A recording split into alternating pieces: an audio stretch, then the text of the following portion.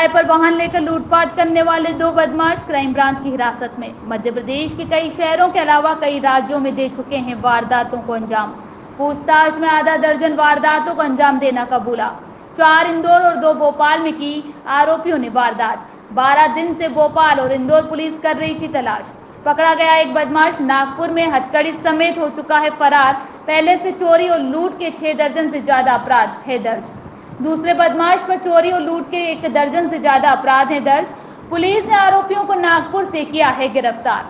बदमाशों की गिरफ्तारी पर 60,000 का इनाम किया गया था घोषित। अन्य चोरी और लूट की वारदातों में क्राइम ब्रांच कर रही है पूछताछ। कई मामलों में क्राइम ब्रांच कर सकती है बड़े खुलासे।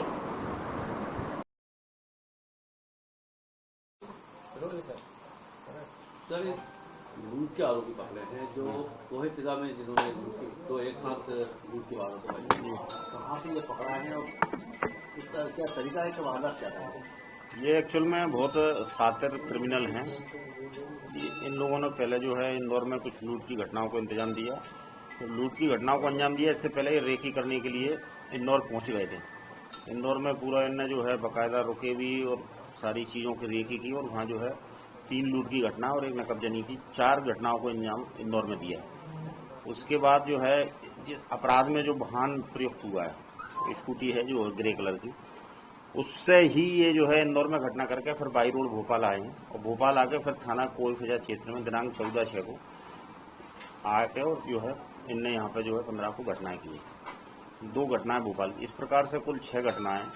शातिर इसलिए हैं ये, इन पे जो है इनका आपराधिक रिकॉर्ड जब हमने देखा तो करीब करीब जो है सचिन नरहरी है उस पर 36 अपराध हैं। 36 में मैक्सिमम जो है चेन स्नैचिंग के अपराध उस पर पंजीबद्ध हैं।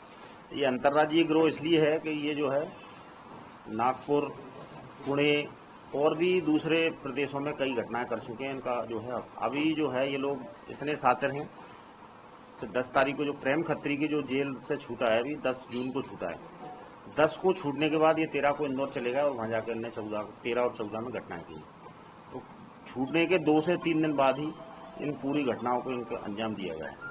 ऐसे शहर और प्रदेशों को ये लोग जानबूझ के टारगेट करते हैं कि जहां पर इनकी आइडेंटिटी ना हो, जहां वांटेड ना हो, जहां इनको कोई जानता ना हो। इसीलिए इनने जो है इन दोनों से जो पूछताछ में उन्होंने बताया, इन दोनों शहरों को चुना है, जिसमें अपना इंदौर भी है और भोपाल भी है। ये जब भोपाल आए तो यहाँ जो है हमारा जो टेक्निकल असेसमेंट है, सीसीटीवी फुटेज है, बाकायदा पूरी टीम ने जो है काफ़ी मेहनत के बाद इनका रूट बनाया, सीसीटीवी फुटेज मिले। इंदौर पुलिस से भी भोपाल पुलिस ने सारी जानकारी शेयर की, इंदौर पुलिस ने भी भोपाल से भी शेयर की। ओवरऑल जब इस पर काम हुआ तो इस तरीके से और एक कड़ी मेहनत से एक शातिर बदमाशों को हम लोगों ने पकड़ा है, जिसमें करीब करीब जो है 6 जो घटना है, 3 मोबाइल हैं, 1 स्कूटी है जो घटना में प्रयुक्त हुई है। 4.5 लाख का मसरूका क्राइम ब्रांच भोपाल के द्वारा जो है जब्त किया गया। कहाँ से इनको पकड़ा है? ये बैरागढ़ इलाके में घूम रहे थे। एक्चुअल में अगर ये नहीं पकड़े जाते तो निश्चित रूप से निसंदेह ये और वारदातों को अंजाम देते। बैरागढ़ इलाके में जो है उनकी एक हमें जानकारी मिली थी, क्योंकि हमारे पास फुटेज थे, हमारा अपना मुखबिर तंत्र भी है और हमने इसका प्रसारित भी किया था। इसीलिए कारण से चूंकि वारदात भी बड़ी थी और लूट की घटना बहुत गंभीर होती है, इसलिए इसमें 50,000 का इन दोनों पे इनाम भी घोषित था भोपाल पुलिस के द्वारा। इंदौर पुलिस ने भी जो भी किया होगा उसकी जानकारी भी लेना शेष है। तो इनको हमने जो है कल 4 बजे बैरागढ़ से नहीं रेंट पे रहने की जानकारी तो कहीं नहीं मिली, क्योंकि बाहर से बस या ट्रेन के थ्रू जो भी उनका सफर था उसके थ्रू इन्हें इंदौर तक गए। इंदौर से फिर 22 स्कूटी भोपाल आया, भोपाल आने के बाद जो है इन घटनाओं को इन्हें अंजाम दिया। ये दूसरे राज्यों में भी इन्होंने ऐसी वारदातों को अंजाम दिया है? हाँ बिल्कुल है, क्योंकि इनका जो आपराधिक रिकॉर्ड है जो अभी तक हमें मिला है, आगे भी हम और जगह पूछेंगे, क्योंकि जो है 36 अपराध इस पे और 10 अपराध प्रेम खत्री पे और सचिन पे 36 है। इसके अलावा पुणे में इनके 5 अपराध और हैं। और ये जो प्रारंभिक पूछताछ में अभी बताया, जिससे हम नागपुर महाराष्ट्र पुलिस से भी हम इसको शेयर करेंगे, पुणे से ये चेन स्नैचिंग करने के बाद वहां से भागे थे, वहां से भागने के बाद ये इंदौर आए, इंदौर के बाद भोपाल आए। तो ये जो सारी इन्फॉर्मेशन है वो हम वहाँ की पुलिस से भी शेयर करेंगे। ये भूलता रहने वाले कहाँ? प्रॉपर नागपुर के ये क्या गिरोह बना के काम करते थे या 2 ही लोग इसमें शामिल थे? नहीं 2 ही हैं। एक्चुअल में क्या है कि ये इसमें बहुत गिरोह की इसलिए जरूरत नहीं पड़ती। चेन स्नैचिंग जो वारदात तरीका है उसमें बहुत ज्यादा गिरोह की जरूरत पड़ती नहीं, पहले जाओ रेकी करो। अब एक आश्चर्यजनक बात यह है कि जो इंदौर की घटना है उसमें तो केवल जो सचिन नरहरी है जो मेन अपराधी है उसने अकेले नहीं किए, इसलिए गिरोह वाली कोई सवाल पैदा नहीं होता, लेकिन ये पहले से जुड़े हुए हैं आपस में और इन घटनाओं को अंजाम देते रहे।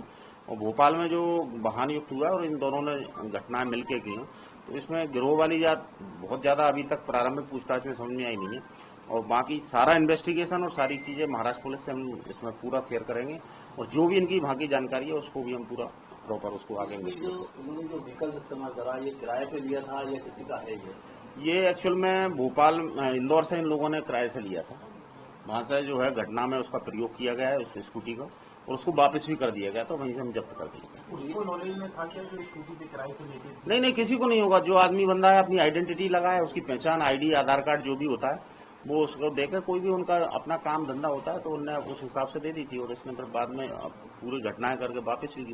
तो उस बंदे की जानकारी में तो नहीं है, लेकिन ये 100% किराए से जानबूझ के इसलिए ली गई थी कि ऐसा कोई आइडेंटिफिकेशन है, चोरी की गाड़ी ना हो जिससे पुलिस को संदेह हो और संदेह के कारण पकड़े जाए, इसलिए जानबूझकर ऐसा किया गया। हाँ, आइडेंटिटी बिल्कुल थी, और दूसरा जो नंबर था उसको जानबूझ के इसलिए छुपा लिया था कि उसमें मिट्टी लगा दी गई थी, जो कि हमें सीसीटीवी फुटेज में भी दिखाया कि कोई पता न चल पाया कि इस गाड़ी का उपयोग हो रहा है।